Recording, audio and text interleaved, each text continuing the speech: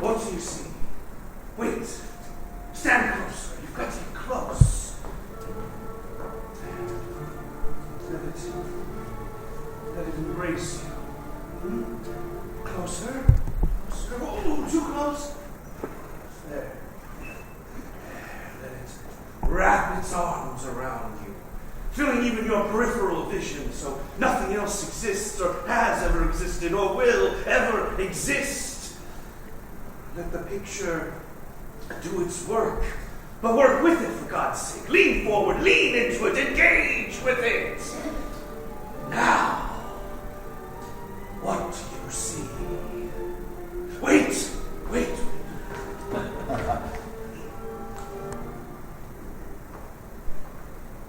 So, now, what do you see? Be specific. No, be exact. Be exact. Be kind. Be sensitive. You understand? That's all I can say. Be a human being. Be a human being for once in your life. These pictures deserve compassion.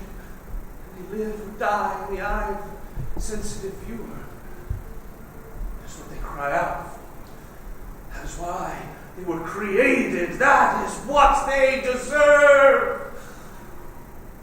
So, now, what do you see? Red. Do you like it? Mm-hmm. Speak up! Yes. Yes, of course you like it. How could you not like it?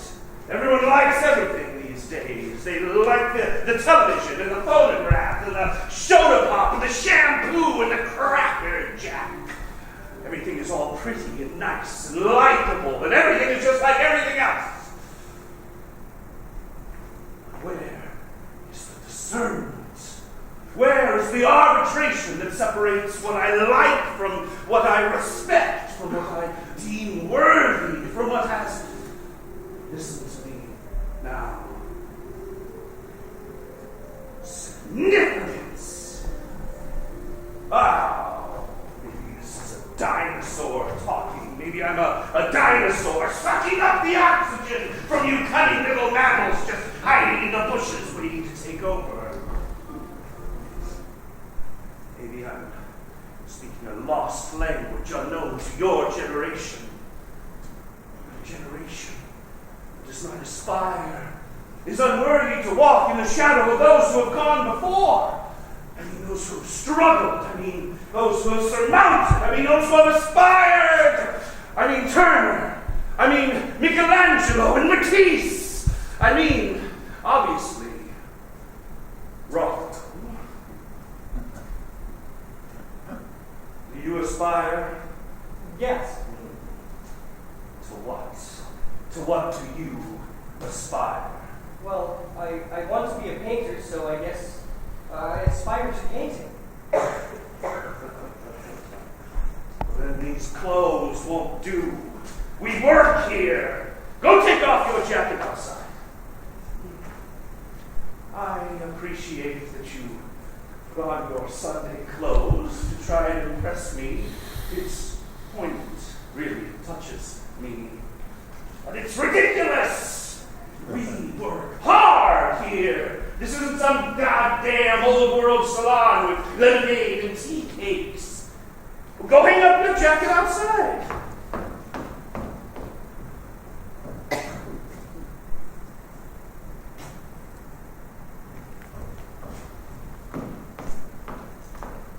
Sydney told you what I need here. Yes.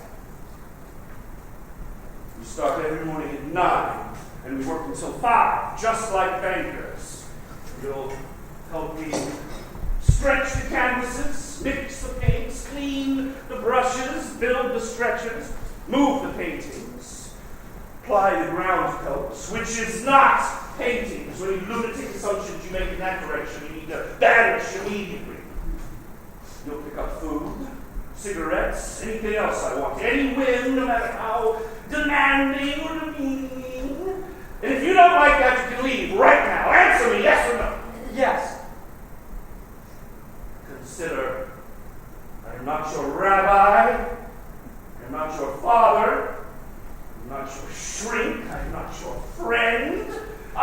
am your employer, you understand? Yes. As my assistant, you will see many things here, many ingenious things, but they're all secret. You are not to talk about this to anyone.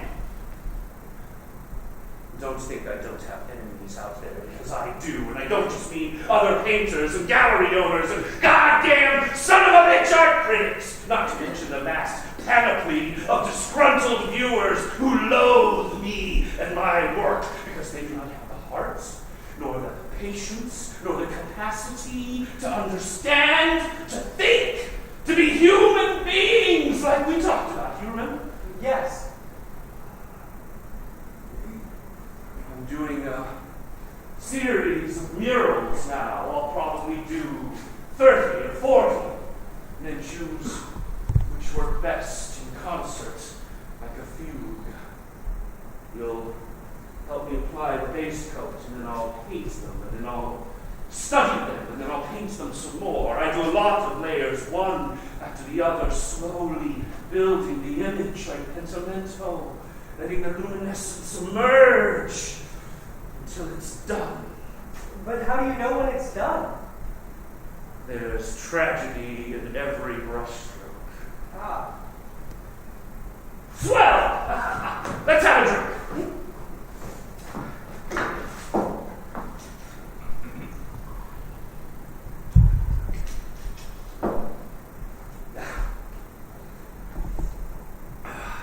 Ask me a question. Don't think about it. Just say the first thing that comes into your head. No cognition. Are you ready? Yeah. Who's your favorite painter? Jackson Pollock. I'm sorry. No. Let me do it again. No, it's silly. Oh, come on. Let me do it again. Who's your favorite painter? Picasso.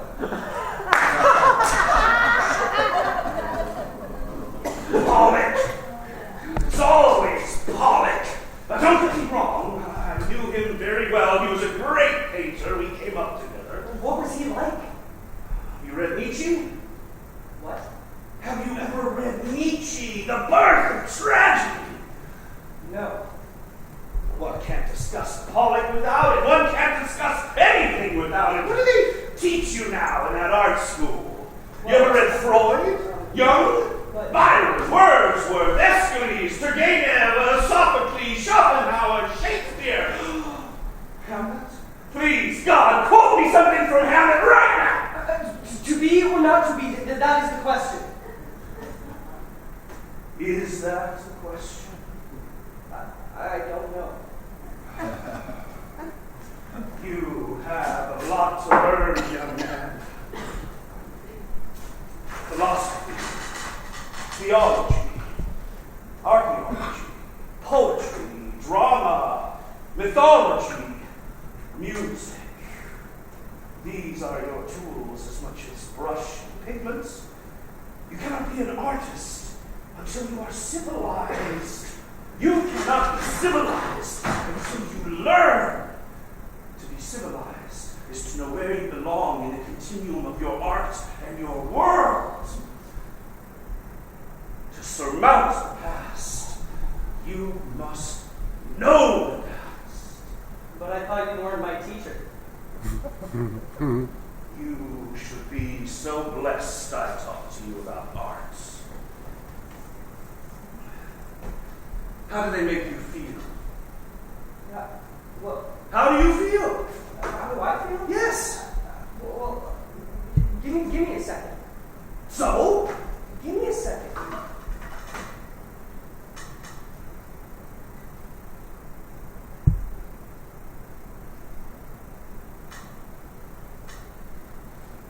Disquiet. And? Thoughtful. And? Sad.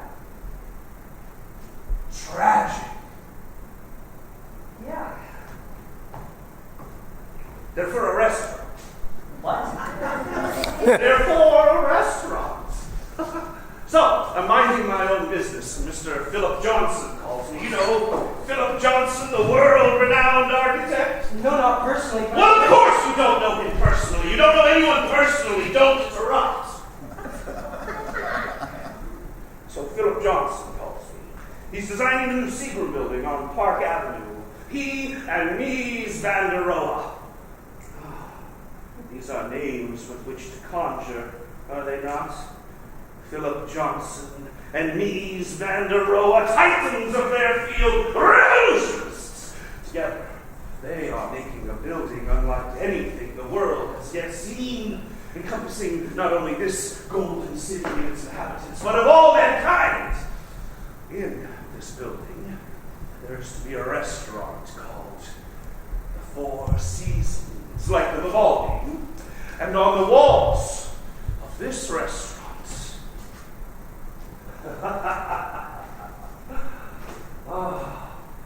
$35,000. They are taking me. No other painter even comes close.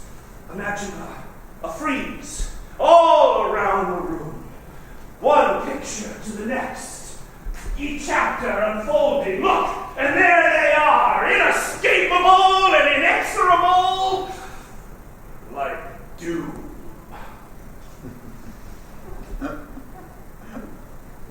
Are these ones done? They're in process. I have to study them now. Study them? Most of painting is thinking. Don't they teach you that? 10% is applying brush to the canvas. The rest is waiting. All my life, I wanted just this, my friend. To create a place where the viewer could contemplate the paintings and give them some of the same attention and care I gave them. Like a chapel, a place of communion. But it's a restaurant. No. I will make it a temple.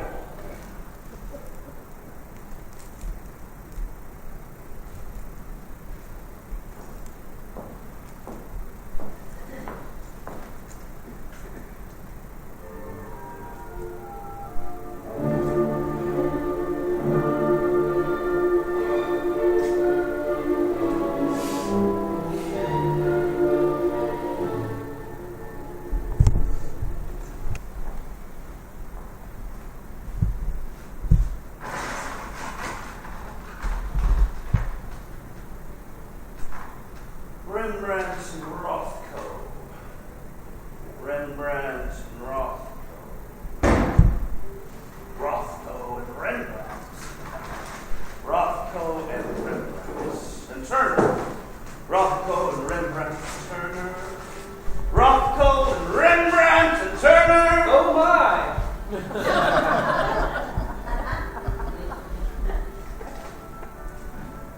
The Chinese place is closing.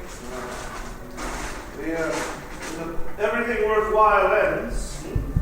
We're in the perpetual process now. Creation, maturation, cessation. There's another Chinese around the corner. The eternal cycles grind on. Generations pass away. Hope turns arid. But there's another Chinese around the corner. Not much for small talk. It's small.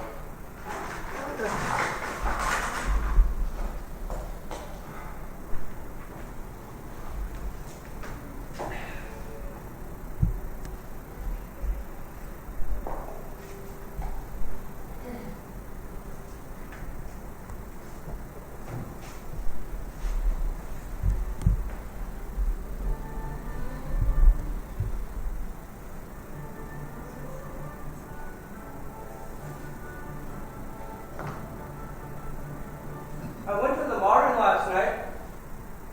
Saw the Picasso show. And?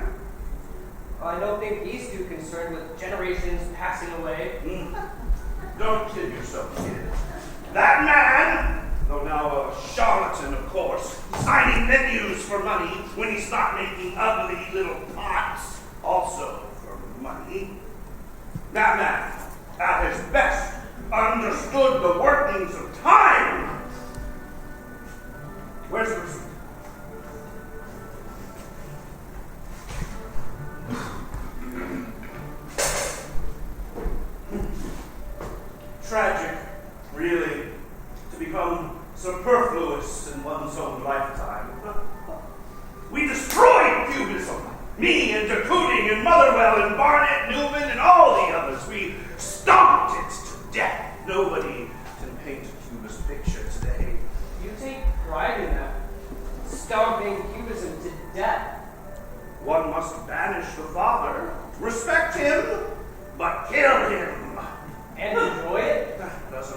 just be audacious and do it. Courage in painting isn't facing a blank canvas. It's facing Manet. It's facing Velázquez. All we can do is move beyond what was there to what is here and hope to have some information of what will be here. What is past and passing and to come. That's Yeats, who you haven't read. Yeah, come on, but Picasso, I thank for teaching me that movement is everything. Movement is life. From the moment we're born, we squirm, we squall, we writhe. To live is to move. Without movement, paintings are what? Dead? Precisely. Look at the tension between the blocks of color, between the light and the dark, between the red and the black and the brown. They exist in a state of flux, of movement. They abut each other on the canvas, so too do they abut each other in your eye. They move through space, they breathe. Movements, communication, gesture, flux, interaction, letting them work, allowing them to move. They're not static because they're not dead. They move in the eye of the viewer. This movement takes time. They're so temporal. It takes time. They demand it. They don't work without it. That is why it is so important for me to create a place where the viewer can live in contemplation with the paintings and allow them to move over time. They need the viewer. They're not like traditional landscapes or representative pictures or landscapes. Tell me why. Because they change, they move, they pulse. Representational pictures, they're unchanging. They don't require the active participation of the viewer. In the Louvre, in the middle of the night, the Mona Lisa is still smiling. But do these paintings still pulse when they're alone? That's why you keep the light so low. Is it? To help the illusion. Like a magician. Like a play. To keep it mysterious. To let the pictures pulsate. Turn the bright lights on, and the stage effect, it's ruined. Suddenly it's nothing but a bare stage with a bunch of fake walls. What do you see? Well, my eyes are adjusting. Just white. What does white make you think of? Bones, skeletons, charnel house, anemia, cruelty. Really? Well, it's like an operating theater now. Well, how does white make you feel? Frightened. Why? It doesn't matter. Why? It's like the snow. I'm outside the room where my parents died. It's winter. I remember the snow outside the window, white. And these pictures, in this light, they're flat. They're vulgar. This light hurts them. Yes. You see how it is with them? How vulnerable they are? Well, people think I'm controlling the lights, controlling the height of the pictures, controlling the shape of the gallery. It's not controlling. It's protecting. It is a risky act to send one of the paintings out into the world.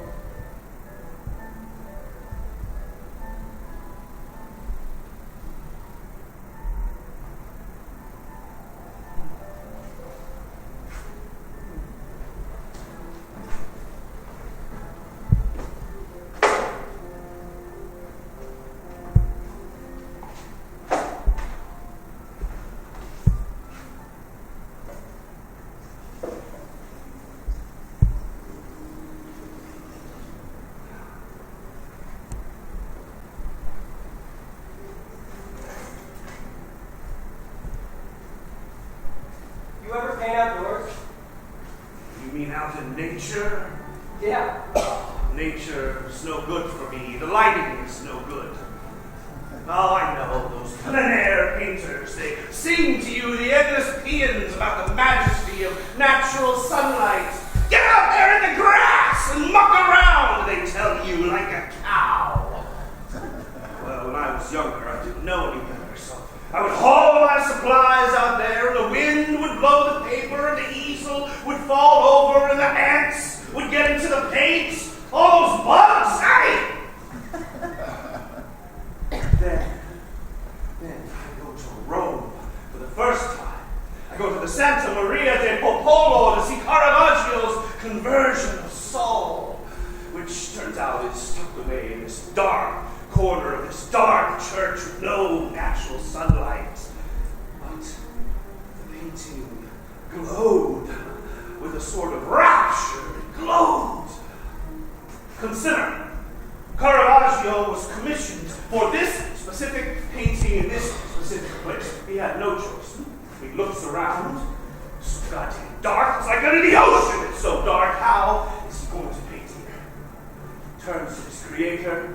Oh, Lord, help me, unworthy sinner that I am. Oh, Lord on high, what the hell do I do now? And then it comes to him, the divine spark. He illuminates the painting from within, and it glowed. Oh, it was amazing, like one of those bioluminescent fish from the bottom of the ocean, radiating out its own effulgence. You understand? Caravaggio was...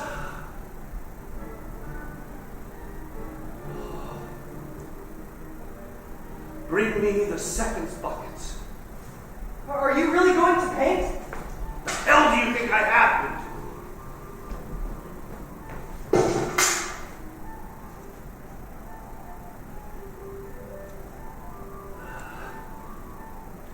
Give me black number 4 and the first maroon.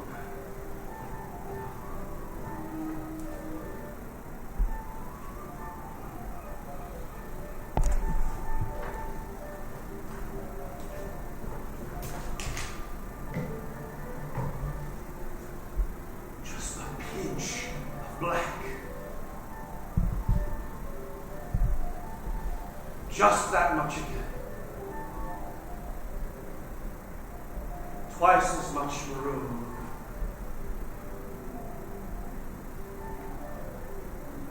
Come on.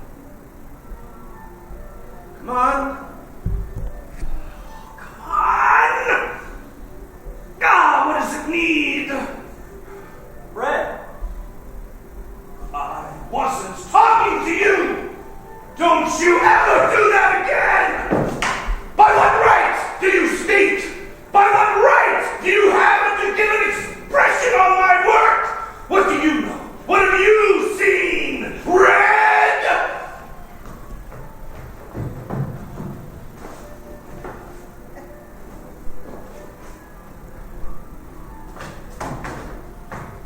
Want to paint the thing? Here, go ahead. Paint it. Here.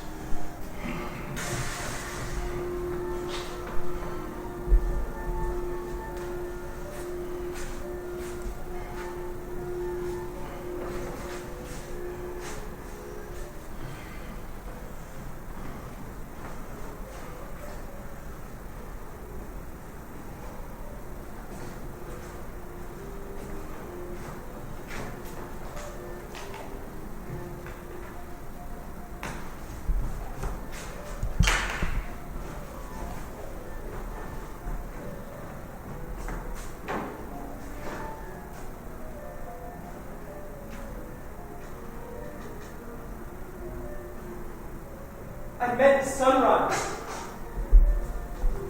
Sunrise? Well, I meant the red at sunrise, the feeling of it. Oh, the feeling of it. What do you mean, the feeling of it? I didn't mean red paint only. I meant the emotion of red at sunrise. Sunrise isn't red. Yes, it is. I am telling you it is not. Sunrise is red. Red is sunrise.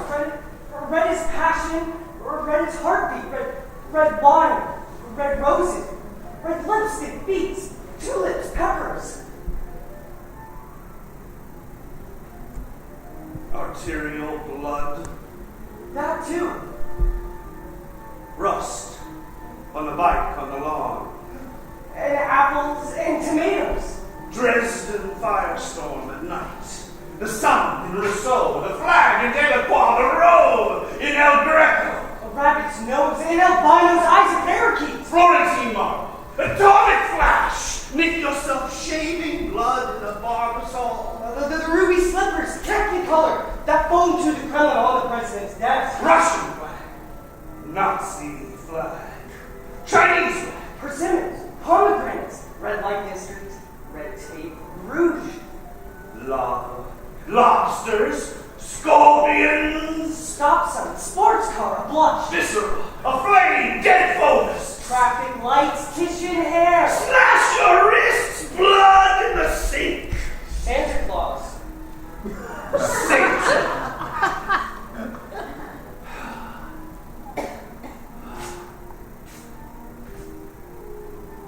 So, red.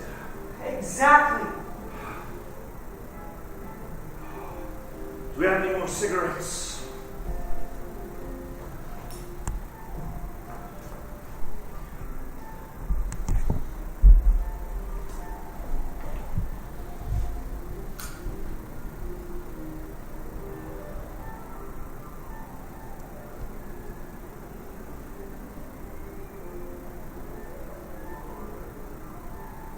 More than anything, you know what? What? Matisse's painting, the Red Studio. It's total red. The walls, the furniture, the floor, everything red. It's as if the color had radiated out of him and swallowed everything up. When the modern first put that picture up, I would spend hours looking at it. Day after day, I would go. You could argue. You could trace the bloodlines back to everything I do today, back to that picture. That's hours spent standing there, looking at the painting, allowing it to work, allowing it to move. Oh, such a profound immersion in red. It swallowed me. Such plains of red he made, such energetic blocks of color, such emotion.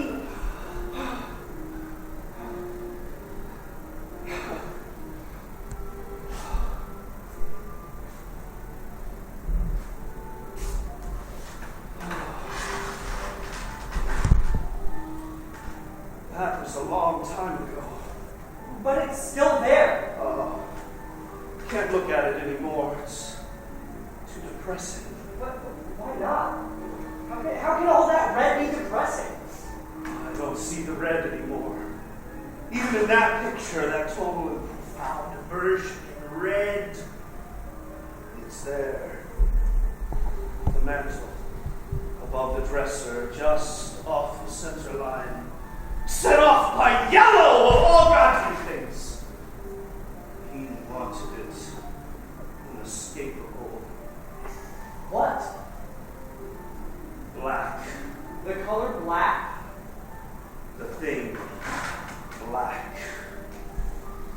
There is only one thing in life I fear, my friend.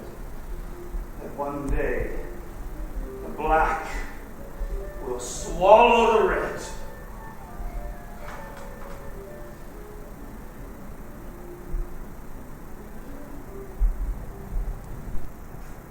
Yeah, that's easy for you to say. You don't know him. Yeah, I'll show it to him if I think the moment's right. He knows I'm a painter. He's got to be expecting it, right? No, No, it depends on his mood. Don't tell me what to do. You're just like him. He's here. I gotta go. Pray for me.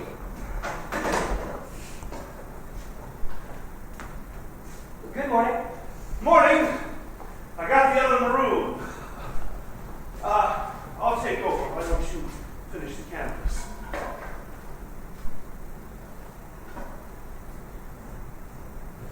I went by the Seagram building last night. It's coming along. Well, how's the restaurant? Still under construction, but it's coming along. Too much natural light, as always, but it'll do. You'll be able to see the murals from the main dining room. Made some sketches. I'll find them for you. You ever worry it's not the right place for that?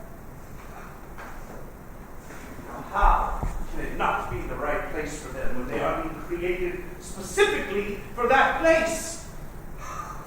Sometimes your logic baffles me.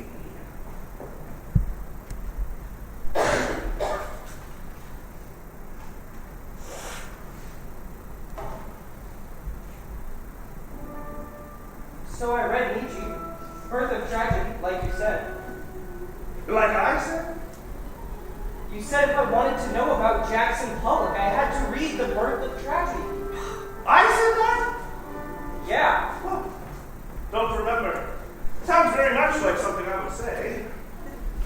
So what about Pollock?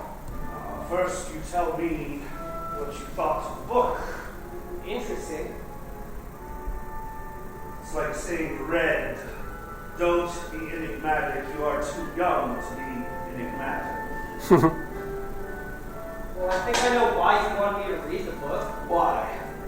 Because you see yourself as Apollo, and you see him as Dionysus. Don't be so pedestrian. Think more.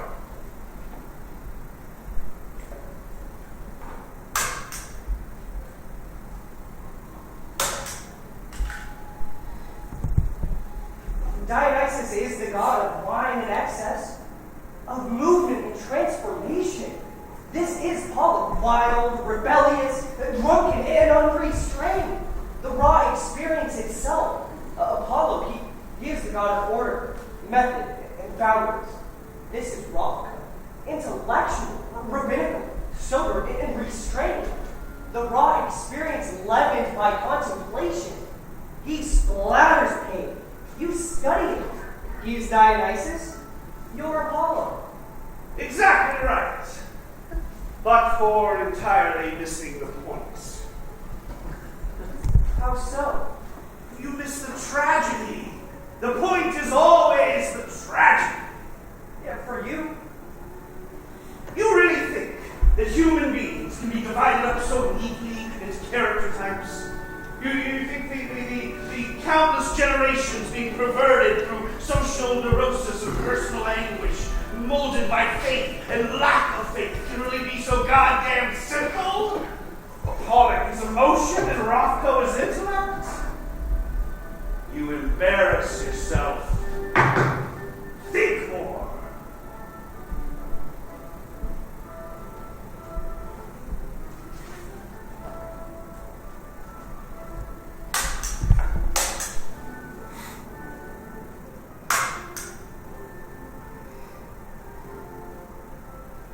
Maybe it's like one of your paintings. Most things are. How? Dark, light, order, chaos existing at the same time in the same place, pulsing back and forth. We pulse too. We're both subjects of Apollo and Dionysus, not one or the other. We ebb and flow like the colors in your pictures. The ecstasy of the Dionysian at war with the restraint of the Apollonian. Not at war. Not at war? It's not really conflict, more like symbiosis. They need each other. Dionysus' passion is focused, is made bearable by Apollo's will to form. In fact, the only way we can endure the sheer ferocity of Dionysus' emotion is because we have the control and intelligence of Apollo. So back and forth we go. Myth to myth, pulsating. And the perfect life would be perfectly balanced between the two, everlastingly on the fulcrum. Our tragedy is that we can never achieve that balance. We long for the raw truth of emotion, but can only endure it with the cool eye of reason. We seek to capture the ephemeral, the miraculous, and put it onto canvas. But, like the entomologist pinning the butterfly, dies when we try. We are foolish that way, we human beings. We try to make the red black. But the black is always there, like the mantle in Matisse. Like the snow outside the window, never goes away. Once glimpsed, we can't help being preoccupied with it, for the intimations of our mortality are... But still, we go on, clinging to that little bit of hope. That red makes the rest endurable. Or just less unendurable. That's my friend Jackson Pollock. Finally, it all just became unendurable. What do you mean? His suicide. He didn't commit suicide. Didn't he?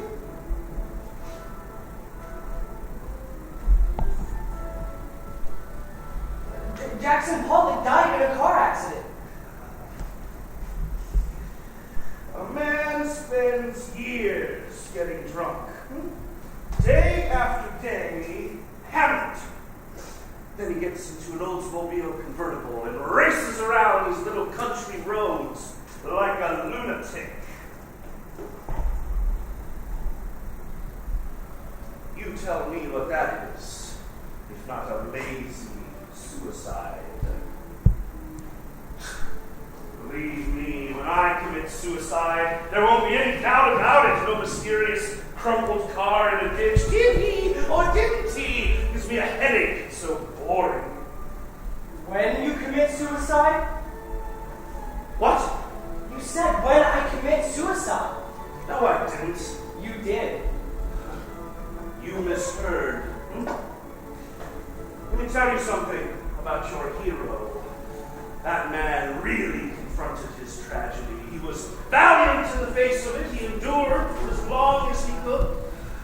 And then he tried to recede from life. But how could he? He was Jackson Pollock. What was his tragedy? He became famous. Don't be glib. His muse evacuated. He grew tired of himself. He grew tired of his form. He grew tired of his viewers. He no longer believed there were any real human beings out there to look at pictures. I mean, he's an artist. He's in Life magazine. He's young. He's famous. He has money. That's exactly it. Here's a schmuck from Wyoming who can paint. Suddenly, he's a commodity. He's Jackson Pollock. Let me tell you, kid, that Oldsmobile convertible really did kill him. Not because it crashed, but because it existed. Why the hell did Jackson Pollock have an Oldsmobile convertible? So what, artists should starve? Yes, artists should starve. Except for me.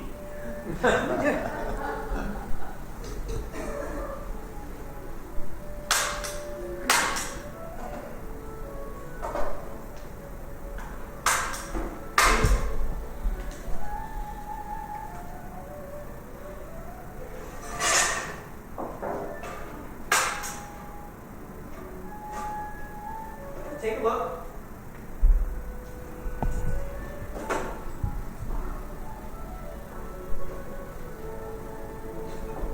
You would have loved Jackson. He was a downtown guy, a real bohemian. No banker's hours for him, believe you me. Every night, the drinking and the talking and the dancing and the fighting and the staying up late. Everyone's romantic idea of what an artist ought to be. The anti-Rothko. At his worst, you Still loved him, though. You loved him because he loved art so much. He thought it mattered. He thought painting mattered. Poignancy is enough to stop your heart. Goya said, "We have arts that we may not perish from truth." Jackson saw some truth, and then he didn't have art to protect him anymore. How could this story not end in tragedy?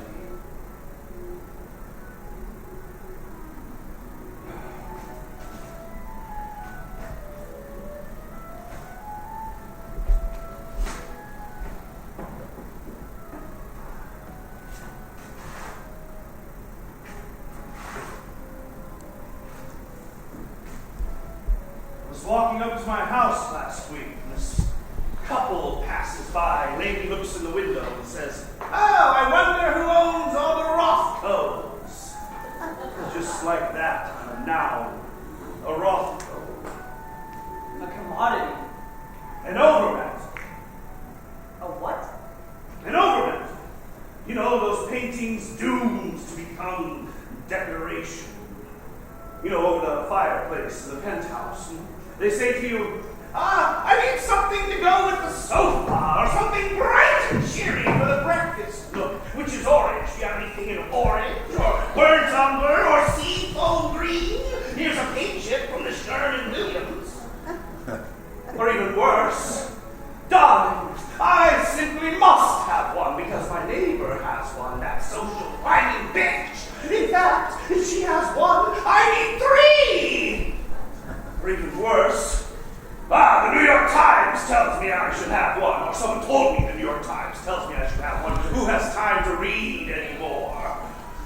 Oh, don't make me look at it. It's so depressing. I never look at it. All those fuzzy rectangles. My kid could do that in kindergarten. This guy's a fraud, a scam. Still, they buy it. Investment. It's screwing the neighbors. It's buying class. It's buying taste. It goes with the lamp. It's cheaper than a Pollock. It's interior decoration. It's anything but what it is. Okie dokie, let's prime the canvas.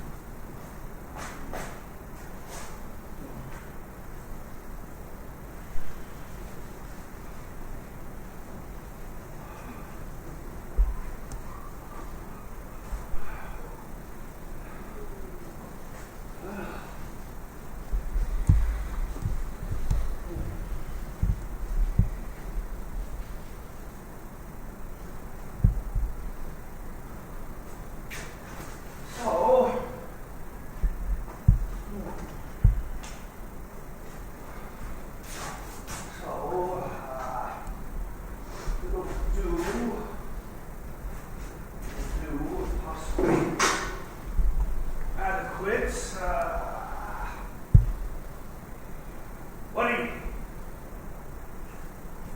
Me? You want me to answer? Who else? It's a good ground. Good base layer. Even. We'll see when it dries. Then I can begin to paint. Do you really care what I think? Not at all.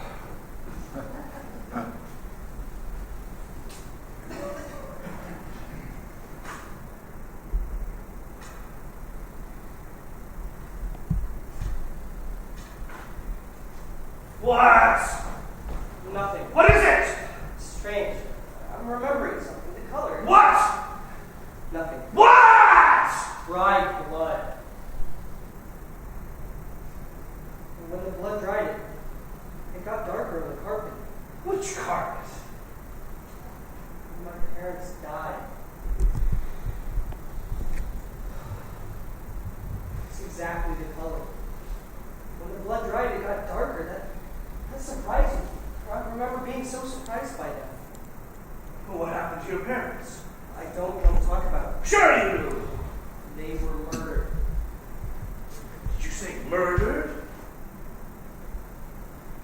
How old were you? 7. This was back in Iowa. Well, what happened? I honestly don't remember it too well. Oh, sure you do. What do you see? What do you see?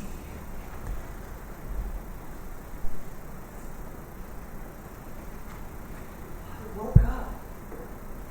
And the first thing I saw was snow outside my window. I was glad it snowed because it was Saturday and I could go sledding. My dad, he would always take me sledding. Me and my sister. But I didn't smell anything. That was weird. You know, my mom, she would be out making breakfast. It was really quiet. I put on my slippers.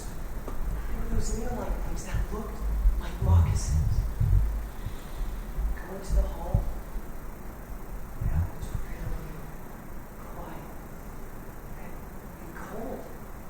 There's a window open somewhere. I see my sister. She's just standing in the hallway, staring into my parents' room. The door's open. My sister, she's standing in the bottom of the pee, just staring. Her eyes. I go to the door, I look in and see the snow first. So much snow. Maybe I'll still go sledding. And then the blood. The bed is stained with it. And the wall. There on the bed, it was a knife. Apparently, it was a knife. I found out later. Burglars. I found out. At least 2 of them. But right now, I don't know what to do. I just see. I don't want my sister to see anymore. My little sister. So I turn around and I push her out and I shut the door. The door handle. The blood is red. That's all. What happened then? You mean after that? Nothing really. We went to the neighbors. They called the police. What happened to the 2 of you? State took us.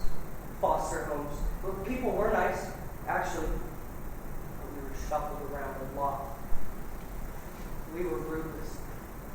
She's married to a CPA now. Rootless. Never had a place. Never belonged. Did they catch the men who did it? No.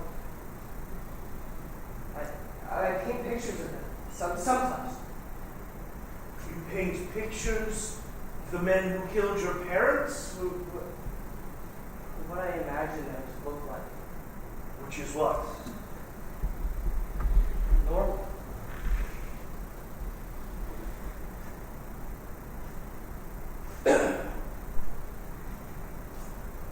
When I was a kid in Russia, I remember seeing the Cossacks cutting people up and tossing them into pits. At least I think I remember that. Maybe someone told me about it, or I'm just being dramatic. Hard to say sometimes. How old were you when you came here? 10. We moved to Portland. I lived in the ghetto alongside all the other thinky, talky Jews. I was Marcus Rothkowitz. You changed your name? My first dealer said he had too many Jewish painters on the books. So Marcus Rothkowitz becomes Mark Rothko. Now nobody knows I'm a Jew.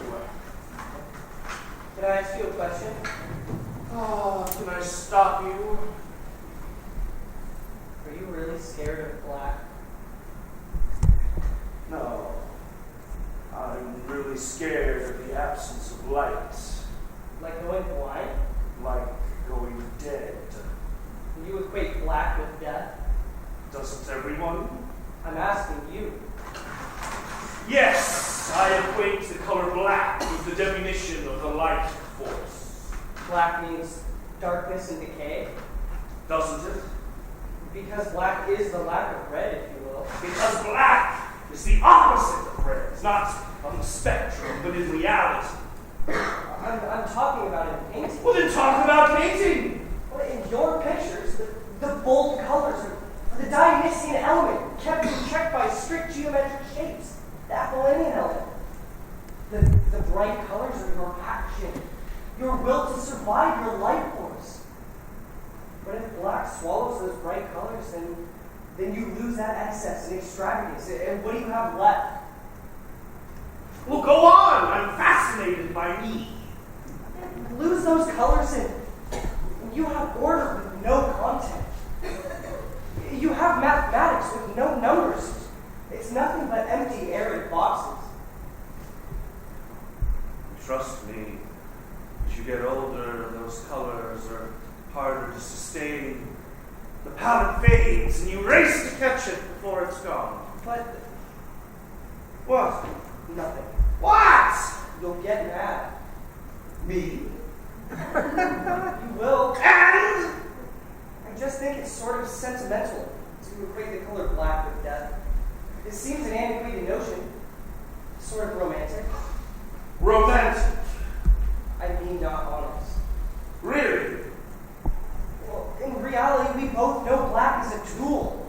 Just like ochre or magenta, it has no effect. Seeing as malevolent is a weird sort of chromatic anthropomorphizing. What about equating white with the color death, like snow? That's different. That's just a personal reaction. I'm not building a whole artistic sensibility around it. Well, maybe you should. No, it's not. Use your own life. Why not? I don't think that. No, unless you're scared of it. I'm not scared. Go into all that white. I'm not scared. It's just self-indulgent. Not all art has to be psychodrama. Doesn't it? No. You paint pictures of the men who killed your parents. That's not all I hate. Well, maybe it should be. Maybe then you would understand what black is.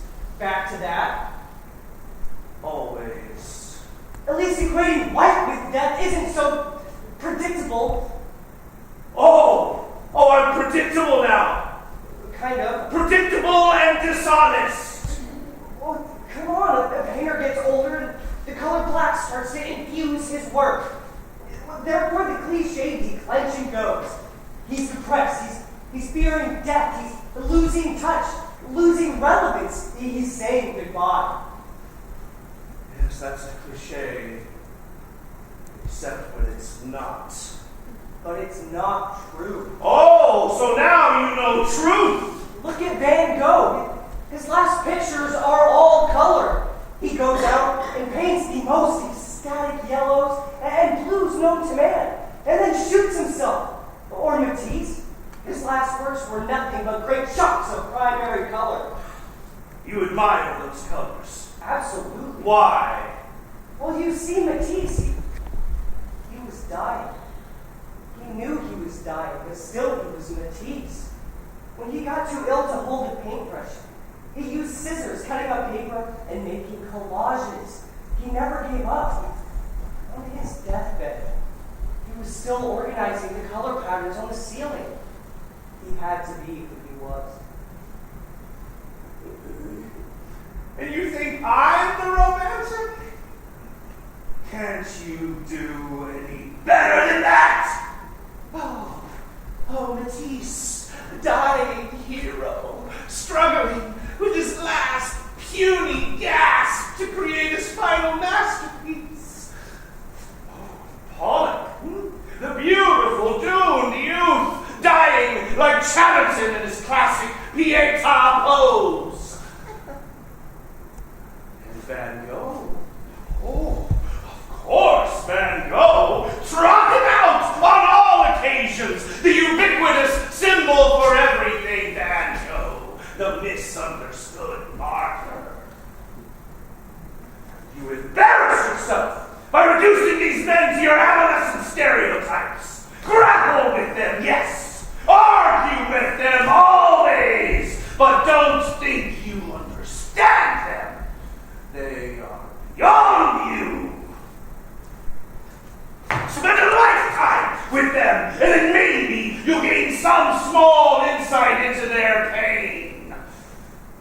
Until then, allow them their grandeur in silence!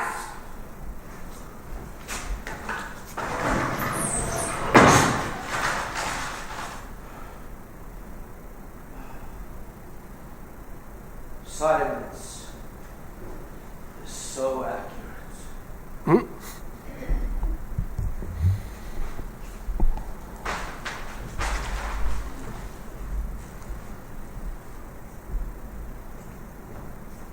We need some coffee. Mind if I go out? Go on. Wait. In the National Gallery in London, there's a painting by Rembrandt called Belshazzar's Feast.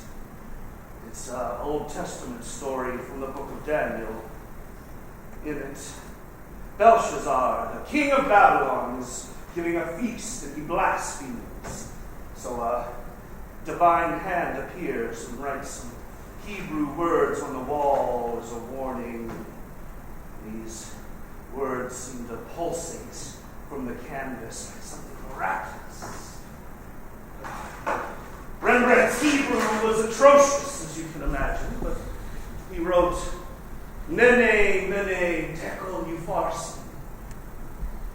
You have been found, you have been weighed in the balance, and have been found wanting.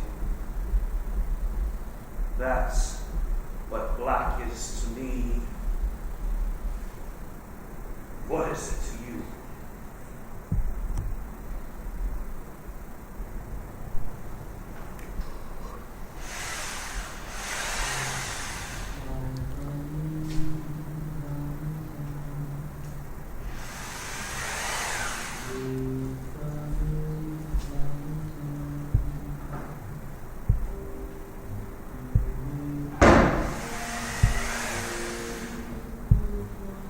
They're trying to kill me! Oh, I swear to God, they are trying to kill me! Those prosaic insects! Those counter-jumping, arrow-beast sons of bitches! These are the same walls where I live. You appreciate that? My gallery, my walls! Polluted now, beyond sanitation, beyond hygiene. Choked with garbage like the East River. All that meaningless, superficial sewage right up there on the walls! These are the same sacred spaces of de Kooning and Motherwell and Newman and Pollock and... What is this music? Chet Baker. Oh, just when I thought this day couldn't get any worse! It's jazz. When you pay the rent, you can pick the records.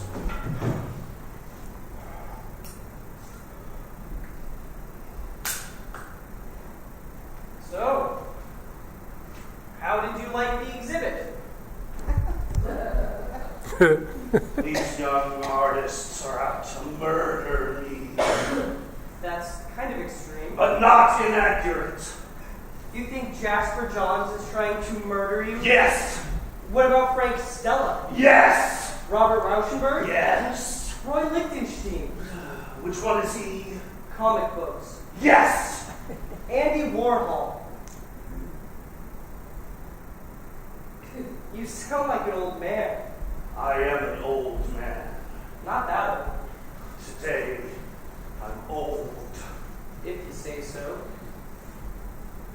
My point is, people like me, people that came up with me, my contemporaries, colleagues, we all had one thing in common.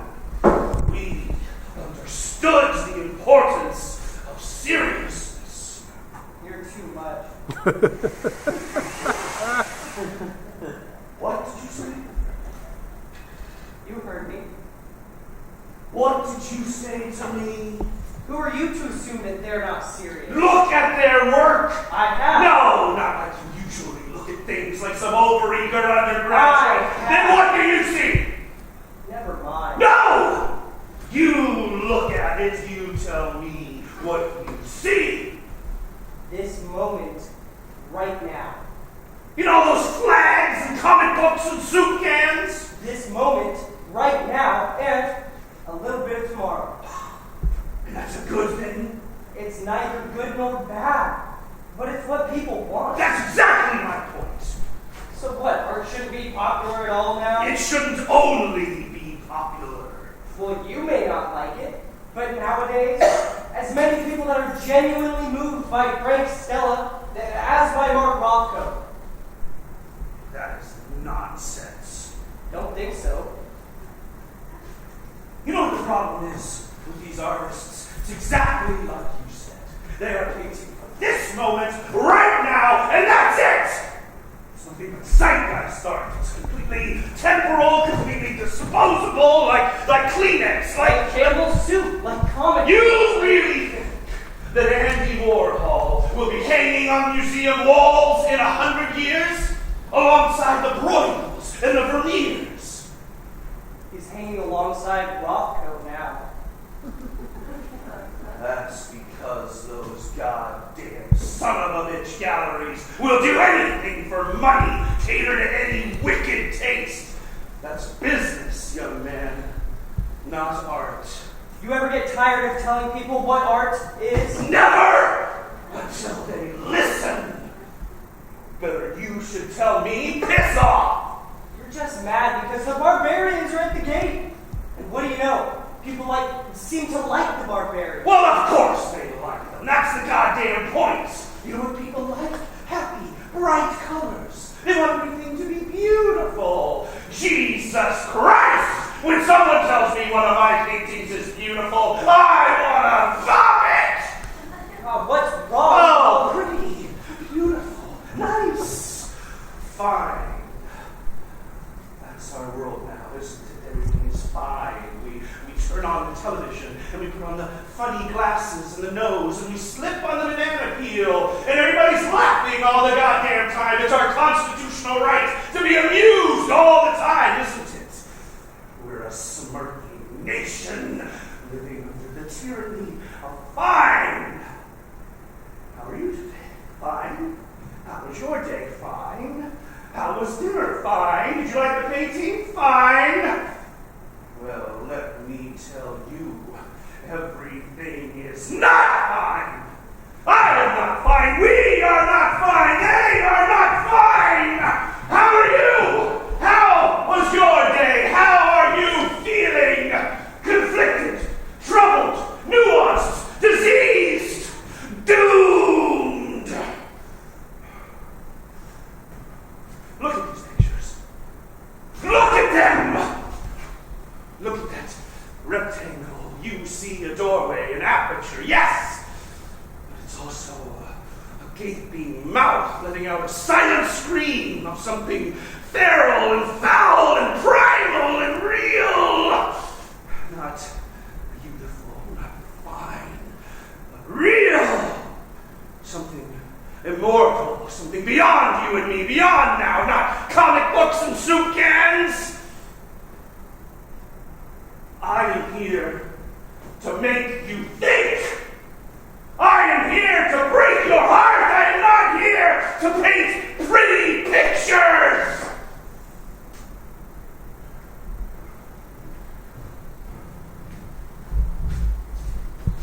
So said the cubist, the second before you stomped him to death.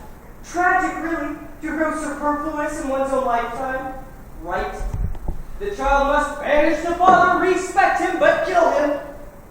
Isn't that what you said? You guys went after the cubists and surrealists, and boy, did you love it. And now, it's your turn to go. And you don't want to go. Well, exit stage left, Rothko, because pop art has banished abstract expressionism. I only pray to God that they have more generosity of spirit than you do. And allow you some dignity as you go. Consider the last gasp of a dying race utility. Don't worry, you can always sign menus for money. How dare you!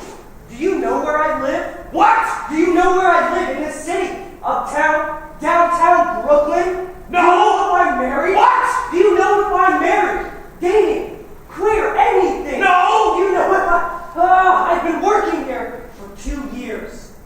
And you know nothing about me. What is that? 8 hours a day, 5 days a week, and you know nothing about me. Have you ever once asked me to dinner? Maybe come to your house? Why should I? Why? You know I'm a painter, don't you? I suppose. No, you answer me. You know I'm a painter. Yes. Have you ever once asked to look at my work? Why should I? Why should you? This is about me. Everything here is about me. If you don't like that, you can leave. Huh. Oh, is that what this is all about? Baby feels wounded pat him on the head.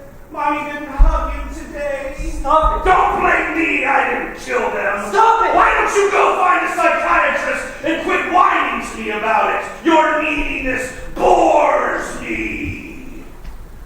Bores you? Bores you? Christ almighty, try working for you for a living. The talking. Jesus Christ, won't you ever shut up? Titanic self-absorption of, oh man. You stand there trying to look so deep when you are nothing but a solipsistic bully in your grandiose self-importance. And lectures. And arias. Let's look at the canvas for another few weeks. Let's not actually paint. Let's just look. And the pretension. Jesus Christ, the pretension. I can't imagine anybody in the history of art who's ever tried so hard to be significant. Not everything has to be so goddamn important all the time. Not everybody wants art that hurts. Not every picture has to rip your guts out and expose your soul. Sometimes you just want a landscape or a soup can or a comic book, which you might actually learn from if you left this goddamn hermetically sealed submarine here with all the windows closed and no natural light. Because natural light isn't even good enough for you.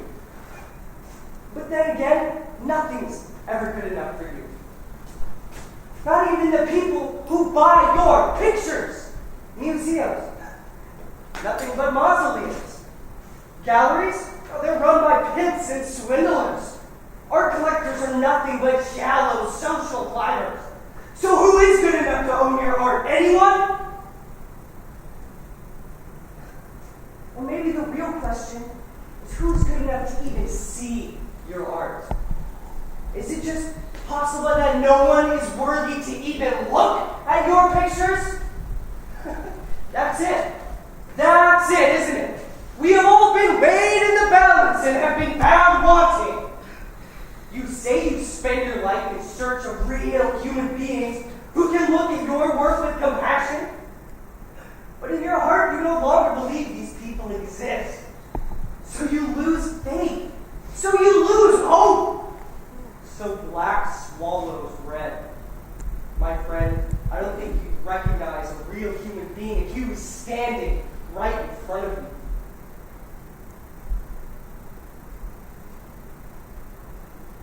Never mind. Well, don't give up so easy. This isn't a game! You do make one salient point, though not the one you think. Naturally.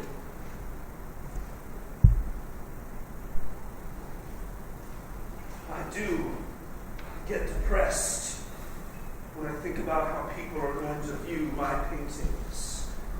They're going to be unkind. Sending a painting out into the world is like sending a blind child into a room full of razor blades. It's going to get hurt, and it's never been hurt before. It doesn't know what hurt is. That's why I'm doing something different for these ones. They're different somehow, more robust. Some cues from the earth to give them strength. And they're not alone. They'll always have each other. For all time. For companionship and protection. Go into a place of safety. A place of contemplation. Yes. A place with no distractions. Yes. A sacred space. Yes. A chapel. Yes. Like the Four Seasons restaurant. At least Andy Warhol gets the joke. No, you don't understand. It's a fancy restaurant in a big high-rise owned by a rich corporation. What don't I understand? You don't understand my intentions. Your intentions are immaterial. Unless you're going to stand there for the rest of your life next to these pictures Giving lectures, which you probably would enjoy. The art has to speak for itself, yes? Yes, but Just admit the hypocrisy. The high priest of modern art is painting a wall in the temple of consumption. You rail against commercialism in art, but pal, you're taking the money. I'm sure you can try and kid yourself and make him a holy place of contemplative awe. But in reality, you're doing nothing more than decorating another dining room for the super rich, and these things are nothing but the world's most expensive overmantles.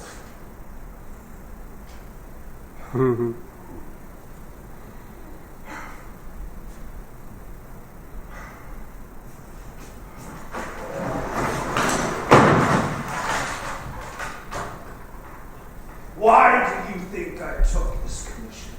It appealed to your vanity. How so? They could have gone to de Kooning, but they went to you.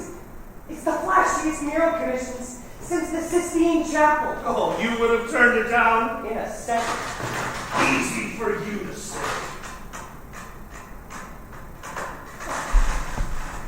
You know what this is? This is your Oldsmobile convertible. You don't need the money. You don't need the publicity. Why make yourself a hypocrite? For the Seagram people. I didn't enter into this capriciously, you know. I thought about it. Yeah, no kidding. And of course it appealed to my vanity. I'm a human being too. But still I struggled with the same things. Is it corrupt? Is it immoral, just feeding the whims of the bourgeoisie? Should I do it? I'm still thinking of what the murals might look like when I take a trip to Europe.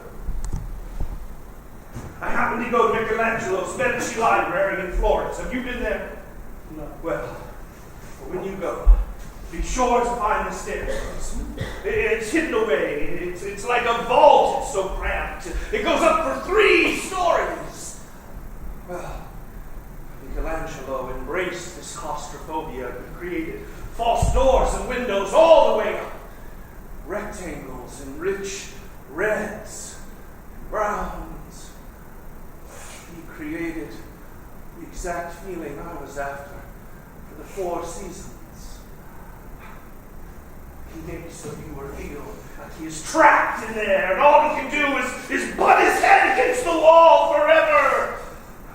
I know that place is where the richest bastards in New York will come to feed and show off.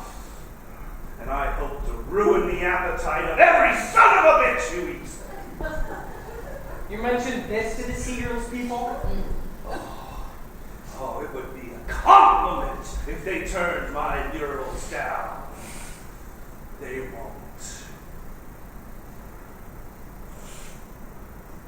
You want a drink? Sure. I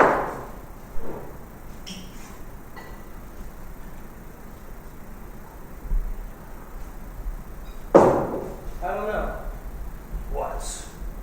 I don't know that I believe you. About what? Them. This malicious intent of yours. The old lion still roaring, still trying to provoke, to be relevant. Stick it to the bourgeoisie. It doesn't stand. Too romantic for you? Too cruel to them. Your paintings are not weapons. You would never do that to them. Reduce them like that. But maybe you started the commission thinking that way. But then art happened. You couldn't help it. That's what you do. Now you're stuck. You've painted yourself into a corner. You should forgive the expression. No, you're wrong. Together, they will still create a place. You think I'm kidding myself, don't you? You think this is all a monumental act of self-delusion? Answer me. Answer me! Yes! I'm fired, aren't I? Fired? This is the first time you've existed!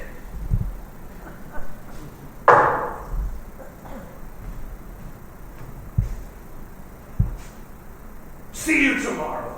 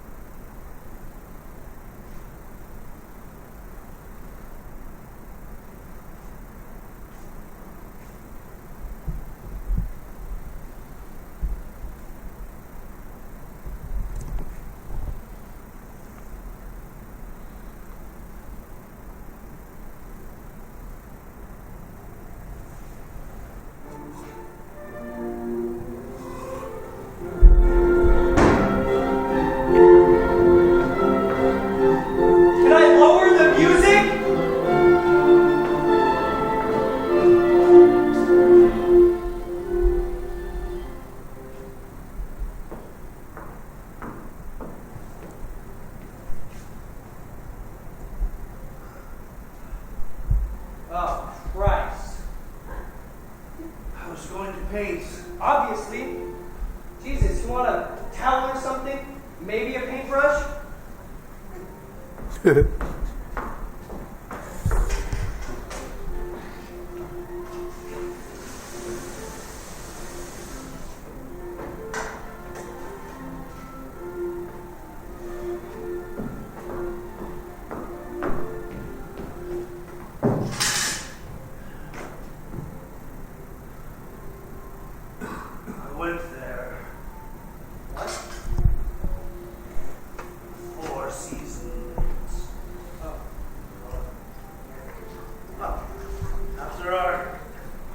Our chat yesterday. I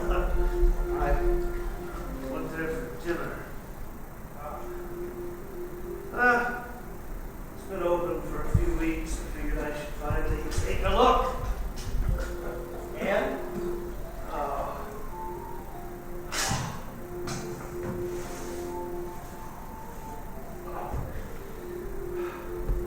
Well, you go in from 50 seconds. You go up some stairs into the dining room. You hear the restaurant before you see it. It's an odd sound. Voices like forced gaiety at gunpoint. Go in. You give the pretty hostess your name. She gives you this look that says, "I know who you are, and I'm not impressed. We get millionaires here now." So she snaps for the maitre d', who snaps for the captain, who snaps for the head waiter, who takes you through the crowd to your table. All the time, heads turning, people whispering. Who are you? What are you worth? Do I need to acquire you? Do I need to fear you? The wine guy comes. He speaks French. You don't understand. He doesn't care. Order an expensive bottle of wine to impress the wine guy. He goes unimpressed. And then the worst part, you start hearing the people whispering, chattering, and it's not human. It's the barking of jackals, the chatter of monkeys, and the knives and forks click and clack, and the teeth snap and snarl. Oh. And in that place, there, will live my paintings for all time. I wonder, do you think they'll ever forgive me? They're only paintings.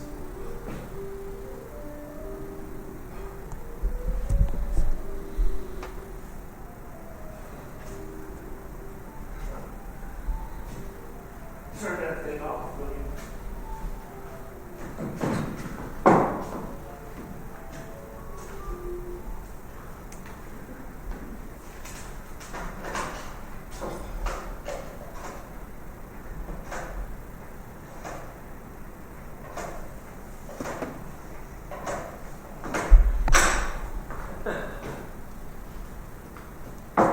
Johnson, please. This is Mark Rothko calling.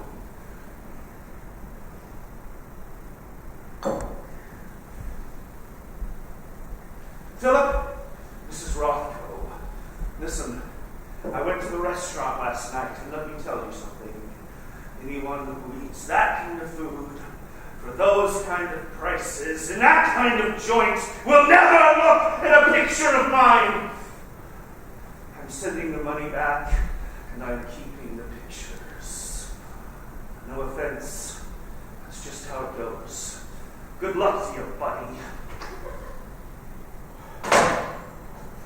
Now you are Mark Rothko. Only poorer. Money doesn't make you wealthy. Oh, it sure helps, though. This is a date for the books. What's going on? You're fired. What? You're fired. Why? Doesn't matter. It does. Write down your address. I'll send you your final check. You owe me an explanation. I don't owe you anything. 2 years I've been working here, and you expect me to walk out just like that? You want a retirement party? I want a reason. I told you. I want a reason. Because you're too goddamn needy, all right? And I don't need it. I don't need your need. Since you're 7, you're looking for a home. Well, this isn't it. I am not your father. Your father is dead. Remember? Sorry. It's just the way it goes. Come on, Dr. Freud, you can do better than that. Why? I told you. Why? Because I don't need an assistant. Bullshit. Because you talk too much. So do you. Because you have lousy taste. Bullshit. Because your life is out there. Listen, kid, you don't need me anymore. You need to get out there. Now, find your own contemporaries. Shake your fist at them. Make them look.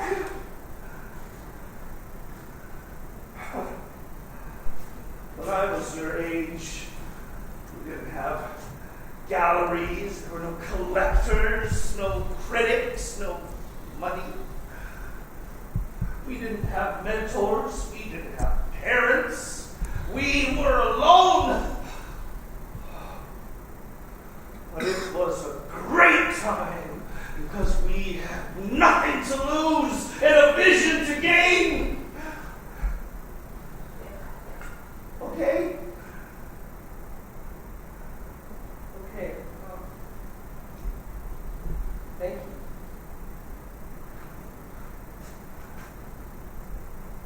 Make something new.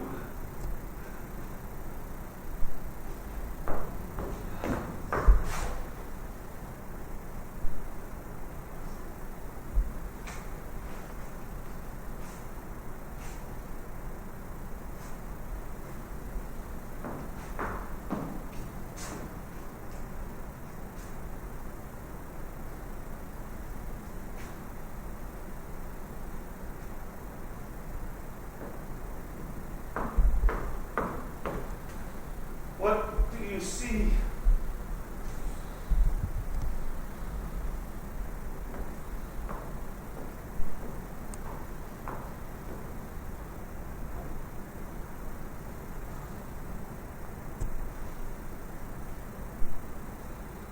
Red.